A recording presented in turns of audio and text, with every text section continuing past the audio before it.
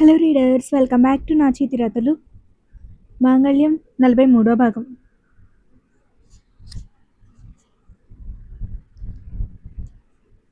తేజు అభి కలవడం లేదని, ఊరికే గొడవలు పడుతున్నారని దిగులుతో ఉన్న మాలినికి భారతి అలా అడిగేసరికి అబద్ధం చెప్పలేకపోయారు. కనీసం భారతి అయినా ఏదైనా పరిష్కారం ఆలోచిస్తారని శ్రావణి గురించి చెప్పకుండా అభికి పెళ్ళి ఇష్టం లేదని నేనే బలవంతంగా చేశానని చెప్పేశారు. ఇష్టం లేకుండా చేశావా? ఎందుకే? నీకేమైనా మతిపోయిందా? పెళ్ళి నువ్వు చేసింది. జీవితాంతం కలిసి ఉండాల్సిన వాళ్ళకి ఇష్టం లేకుండా ముడేస్తే వాళ్ళ జీవితాలు ఏమైపోతాయని కూడా ఆలోచించలేదా అని కోప్పడ్డారు భారతి. నువ్వలా మాట్లాడకు భారతి. నాకు తెలిసి వాడి జీవితంలో ఇప్పటి వరకు జరిగిన చాలా మంచి విషయం ఏదైనా ఉందంటే అది తేజుతో వాడి పెళ్లి జరగడమే. అది నా కోడలవడం నా అదృష్టం అనుకుంటాను నేను. దయచేసి నువ్వు ఈ విషయంలో వేరే ఆలోచించకుండా వాళ్ళిద్దరినీ కలపడానికి ప్రయత్నించు అన్నారు మాలిని. ఆ సాయంత్రమే తేజు అభితో మీటింగ్ పెట్టారు భారతి మాలిని. ఇంటికి రాగానే ఎదురుగా కూర్చోబెట్టుకుని తమని ఎంత సీరియస్గా చూస్తుండడంతో ఏమైందోనని ఒకరి ముఖాలొకరు చూసుకున్నారు తేజు అభి. ఏమైందమ్మా? ఎందుకలా చూస్తున్నారు? మాకేమైనా చెప్పాలా అని అడిగింది తేజు. చెప్పడం కాదు, అడగాలి. మీరిద్దరూ ఇష్టం లేకుండా పెళ్లి చేసుకున్నారా అన్నారు భారతి కోపంగా. ఇద్దరూ తుల్లిపడి ఒకరినొకరు చూసుకున్నారు. మాలిని వంక చూశారు. దానివైపు చూస్తారేంటి? తనే చెప్పింది నాకు. ఇష్టం లేకుండా పెళ్లి చేసినందుకు తనని కూడా తిట్టాను. మీరేమైనా చిన్నపిల్లలా? ఇష్టం లేకుండా ఎందుకు చేసుకున్నట్టు? పోనీ చేసుకున్నాక సర్దుకున్నారా అంటే అది లేదు. ఏమనుకుంటున్నారు? నా ముందు నటించేస్తే నమ్మేస్తానా? కనిపెట్టలేను అనా? నాకు మొదటి నుంచి డౌట్గానే ఉంది మీ ఇద్దరి మీద. ఎందుకు దాచారు నా దగ్గర? నువ్వు తేజు అభి అంటే ఇష్టం లేకుండా ఎందుకు పెళ్ళికి ఓకే చెప్పావు? ఏం చెప్పాలో తెలియక ఇద్దరు దిక్కులు చూస్తుంటే శ్రావణి గురించి చెప్తారేమో అని చెప్పాను కదా భారతి. అభికి అప్పుడే పెళ్లి చేసుకోవడం ఇష్టం లేదంతే. అంతకు మించి కారణం ఏం లేదు. వాళ్ళకి కాస్త టైం ఇస్తే సర్దుకుంటారనుకున్నాను అని ఇండైరెక్ట్గా శ్రావణి గురించి మాట్లాడొద్దని తేజు అభి వైపు చూశారు మాలిని. అవునమ్మా, ఎప్పటికైనా చేసుకోవాల్సిందే కదా అని అత్త అంటే నేను సరే అన్నాను. అప్పటికే నువ్వు నాకు పెళ్లి చేసేయాలనుకుంటున్నావు కదా. అయినా నేనేం ఇష్టం లేకుండా చేసుకోలేదు. అభి అంటే ఇష్టంతోనే చేసుకున్నాను సిన్సియర్గా జవాబిచ్చింది తేజు. అత్తయ్య, అప్పుడంటే ఇష్టం లేకుండా చేసుకున్నాం కానీ ఇప్పుడైతే అలా లేం. కాకపోతే కొంచెం టైం కావాలనుకున్నాం. అంతేగాని ఇష్టం లేకుండా అయితే కాదు. తేజు అంటే నాకు కూడా ఇష్టమే అన్నాడు అభి కూడా. అవునా అన్నట్టు కళ్ళు పెద్దవి చేసుకుని చూసింది తేజు. నువ్వు చెప్పిన దానికి సింక్ అయ్యేలానే చెప్పాను కదా. ఇలాగే కంటిన్యూ అవుదాం. వాళ్ళకి డౌట్ రానివద్దు, జాగ్రత్త గుసగుసగా అన్నాడు అభి. కోపంతో తొడపాశం పెట్టేయాలనిపించింది తేజుకి. నేనంతా ఫీల్తో చెప్తే దాన్ని కూడా కవరింగ్ అనుకుంటున్నాడు. చి, ఏం మనిషో, ఎప్పటికి అర్థం చేసుకుంటాడో అని గొణుక్కుంది. అంటే ఇప్పుడు మీ ఇద్దరికి పెళ్లి చేసుకున్నందుకు బాధేం లేదు కదా అన్నారు భారతి. లేదన్నట్టు అడ్డంగా తల ఊపారు ఇద్దరు. అయితే భార్యాభర్తలుగా జీవితం స్టార్ట్ చేయడం ఇష్టమే కదా అన్నారు. మళ్ళీ ఒకరినొకరు చూసుకుని ఇష్టమే అన్నట్టు తలూపారు. అమ్మయ్య, ఇప్పుడు కాస్త ప్రశాంతంగా ఉంది నాకు. సరే, చూద్దాం ఇంకా ఎంత టైం తీసుకుంటారు. థ్యాంక్ యూ అత్తయ్య. మీరేం టెన్షన్ పడొద్దు మా గురించి. ఇప్పుడు మేము చాలా హ్యాపీగా ఉన్నాం. మీరే చూస్తారుగా అని తేజు నడుం చుట్టూ చెయ్యేసి దగ్గరకు తీసుకున్నాడు అభి.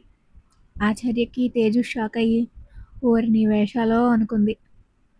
సరే అని పెద్దవాళ్ళు ఇద్దరు వెళ్ళిపోయారు. ప్రాబ్లం సాల్వ్డ్ అన్నట్టు తమ్ చూపించాడు అభి. రేపటి నుంచి వీళ్ళని నమ్మించడానికి ఎన్ని సర్కస్లు చేయాలో అనుకుని పళ్ళు చూపించి కోపంగా చూసింది నవ్వి తేజు. తను అలా వెటకారంగా నవ్వి కోపంగా చూసేసరికి ఏమైంది అన్నాడు. ఏమైందా? ట్యూబ్లైట్ అంది గట్టిగా. వెంటనే తన వెనకున్న ట్యూబ్లైట్ని చూశాడు అభి. దాన్ని కాదు, నిన్ను అంది. నన్నా? నిన్నే. ఏది అర్థం చేసుకోలేవనేసి మాలిని గారి దగ్గరికి వెళ్ళింది. ఎందుకత్తా మా గురించి అమ్మకి చెప్పావు అని అడిగితే మీ అమ్మే నన్ను అడిగింది. మీ ఇద్దరి ప్రవర్తన చూస్తే ఎవరికైనా డౌట్ వస్తుంది మరి అన్నారు మాలిని సీరియస్గా చూస్తూ. మా ప్రవర్తనకి ఏమైంది? అయినా డౌట్ వచ్చి అడిగితే మాత్రం నిజం చెప్పేస్తావా? అలాంటిదేం లేదు, బాగానే ఉన్నారని కవర్ చేయాలిగా అంది. మీ అమ్మ ఏమైనా చిన్నపిల్ల అనుకుంటున్నావా? నేను చెప్పింది చెప్పినట్టుగా నమ్మేయడానికి? తనకి ఎంత గట్టిగా డౌట్ రాకపోతే నా దగ్గరకు వచ్చి అబద్ధం చెప్తే ఊరుకోనని మరీ అడుగుతుంది. నేను కూడా మీ ఇద్దరితో విసిగిపోయాను తేజు. ఇలా ఎంతకాలం? ఎప్పటికైనా కలుస్తారులే అనుకున్నాను. కానీ మీరు చీటికి మాటికి గొడవలు పడుతుంటే అస్సలు కలవరేమో అని భయమేస్తుంది నాకు కూడా. అందుకే చెప్పేశాను అన్నారు. ఏంటి? మేము చీటికి మాటికి గొడవలు పడుతున్నామా? ఎప్పుడు? కళ్ళు తేలేసి అడిగింది తేజు. ఎప్పుడా? ఎప్పుడు పడలేదని అడుగు, చెప్పడం తేలిక. నేను చూసినప్పుడల్లా ఆడుకుంటూనే ఉంటున్నారు. ఇంతకుముందు వాడొక్కడే అరిచేవాడు. ఇప్పటికి వాడికి తోడు నువ్వు కూడా తయారయ్యావు. వాడికైతే అసలు బుద్ధి లేదు. ఇంత జరిగినా కూడా నిన్ను ఇంతకు ముందులాగానే చూస్తున్నాడు అని విసుగ్గా పలుకుతుంటే, అత్త అత్త ఆగు. అయ్యో అత్త, నువ్వు మమ్మల్ని ఎప్పుడు చూసి ఇలా అనుకుంటున్నావో కానీ మేమైతే ఇంతకు ముందులా లేము అంది తేజు. మీ అమ్మకి చెప్పినట్టు నాకు కూడా కహానీలు చెప్తున్నారా? నేనేమీ నమ్మను. అలా చెప్పేటైతే డైరెక్ట్గా వచ్చి నిన్నే ఎందుకు అడుగుతాను? కవర్ చేయాల్సిందని ఎందుకు అంటాను? నీ దగ్గర దాచడానికి ఏం లేదత్తా. నిజంగా అభి మారాడు. మునిపట్ల నాతో గొడవపడడం లేదు. నాకు సారీ కూడా చెప్పాడు. ఫ్రెండ్షిప్ చేయమని అడిగాడు. ఇక నువ్వు చూసినప్పుడు మేము గొడవ పడుతున్నామన్నావు కదా, అది ఇంతకు ముందులాగా పడే గొడవ కాదులే అని అసలు ఎందుకు గొడవ పడ్డారో చెప్పింది. నిజమా తేజు? వాడు నిన్ను దగ్గరికి రానిస్తున్నాడా? సంతోషంగా అడిగారు మాలిని. "ఆ, తనే వచ్చి నాతో మాట్లాడుతున్నాడు. ఇప్పుడు నాకు నిజంగా అనిపిస్తుంది అత్త, మా బంధం ముందుకెళ్తుందని. కానీ కొంచెం టైం పట్టొచ్చు. నేను అమ్మతో చెప్పింది నిజమే, అబద్ధం ఏం లేదు. మేం బాగానే ఉన్నాం. కాదు కాదు, చాలా బాగున్నాం. ముందు ముందు ఇంకా ఇంకా బాగుంటాం. నువ్వు ఊరికే వరీ అవ్వకు అంది. అంటే ఇందాక వాడన్నట్టు నిజంగానే నిన్ను ఇష్టపడుతున్నాడా? అమిత ఆనందంగా అడిగారు మాలిని. అది మాత్రం కవరింగే అత్త అంది తేజు నీరసంగా.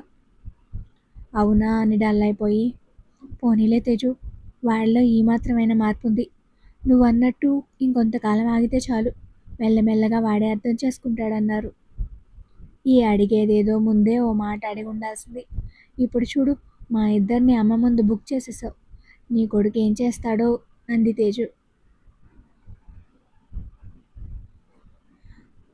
వంటగదిలో బ్రేక్ఫాస్ట్ రెడీ చేస్తుంది తేజు. అంతలో తేజు అని పైనుంచి వచ్చిన అరుపుకి ఉలిక్కిపడి చేతిలోని గరిటె వదిలేసి పైకి పరిగెత్తింది. మిగతా వాళ్ళు బయట కూర్చోవడంతో అతని కేక అంత గట్టిగా వినిపించలేదు. మామూలుగా పిలిచినట్టే ఉంది. ఏమైందో అని తేజు హడావిడిగా వచ్చి చూస్తే అభి తీరిగ్గా తయారవుతున్నాడు. ఏమైంది? ఎందుకలా అరిచావు అని కంగారుగా అడిగింది. అభి నవ్వుతూ ఊరికే అన్నాడు. ఏంటి అన్నట్టు అర్థం కాక చూసింది తేజు. అరే, నిన్నటి విషయం మర్చిపోయావా? మనిద్దరి మధ్య బాండింగ్ బాగున్నట్టు అత్తయ్య కనిపించాలి కదా, అందుకే పిలిచాను అన్నాడు. అతని లాజిక్కి తల కొట్టుకుని మంట పెడుతున్న చెయ్యిని చూసుకుంది తేజు. అభి అరుపుకి ఏమైందోనని కంగారులో పూరీలు వేస్తున్న నూనెలో గరిటె వదిలేసింది. వేడి వేడి నూనె చుక్కలు పడ్డాయి చేతి మీద.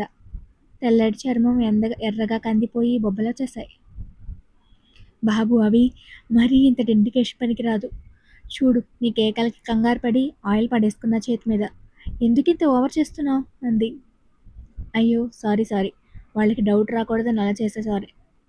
సారీ, నొప్పిగా ఉందా అని ఆమె చేతిని తీసుకుని కొద్దిసేపు ఊది మందు రాశాడు.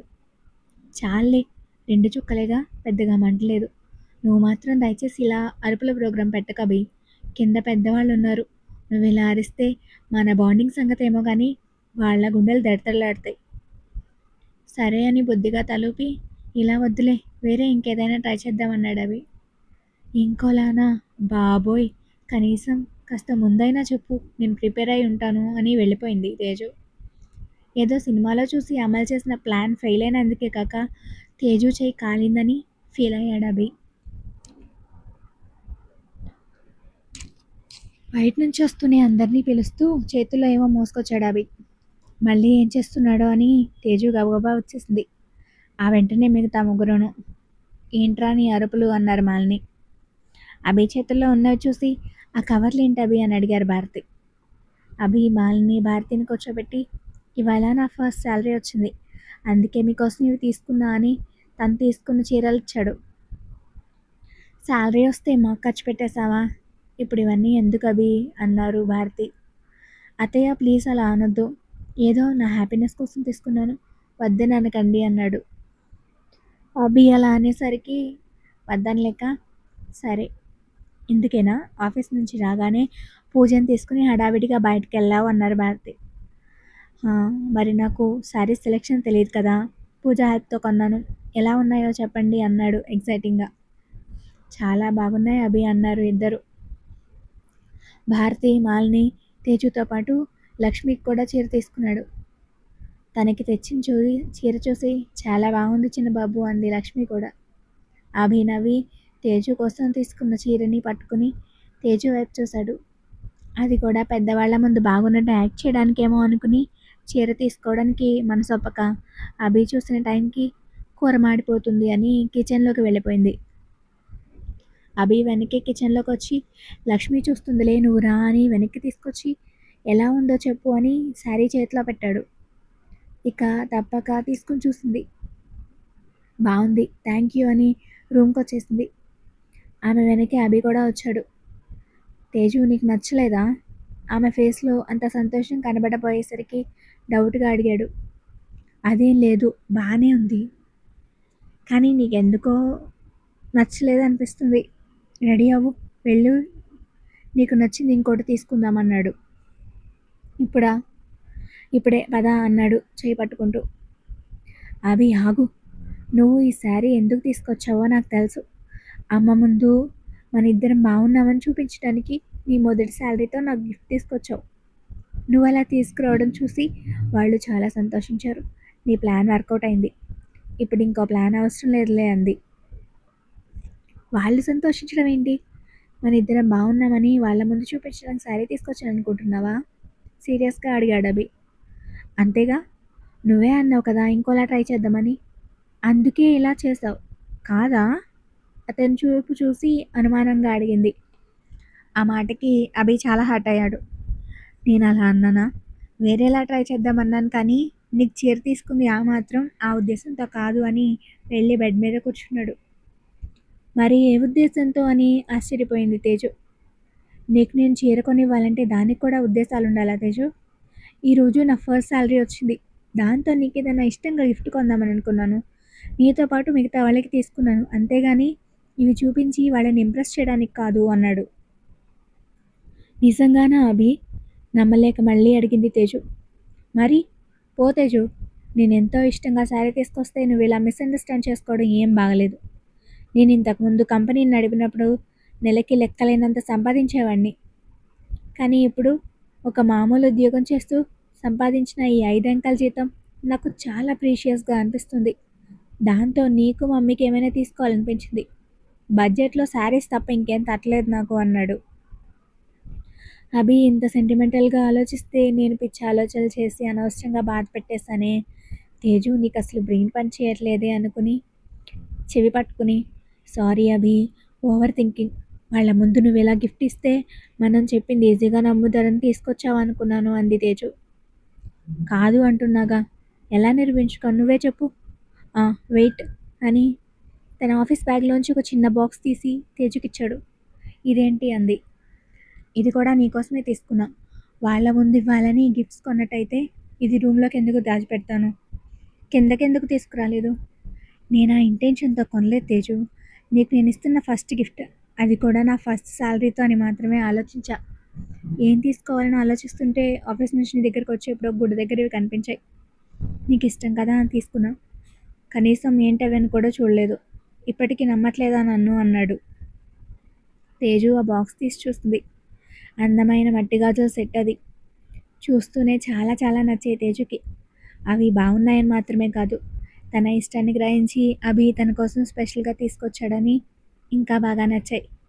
వాటిని చూడగానే ఆమె ముఖం వెలిగిపోవడం గమనించాడు అభి. తేజుకి అవి నచ్చాయని తను చెప్పింది నమ్ముతుందని అర్థమైంది. తన చేతికున్న గాజులు తీసేసి అభి తీసుకొచ్చిన గాజులు వేసుకుంది Teju.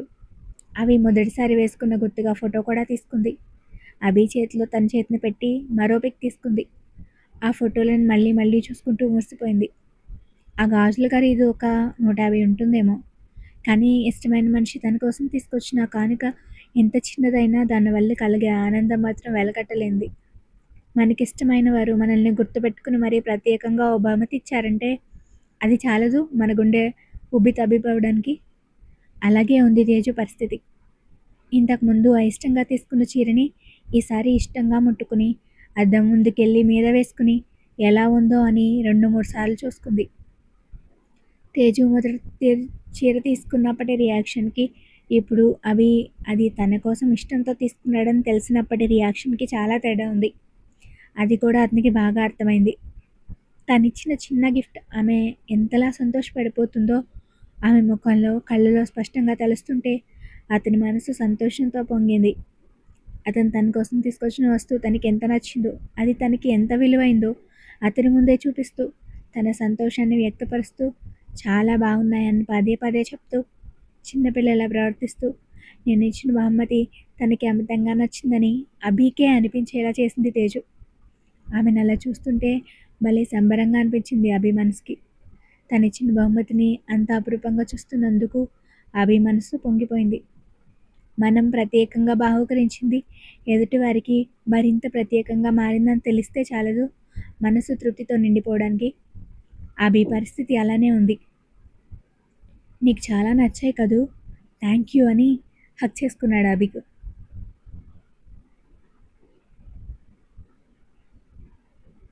Thank you for watching.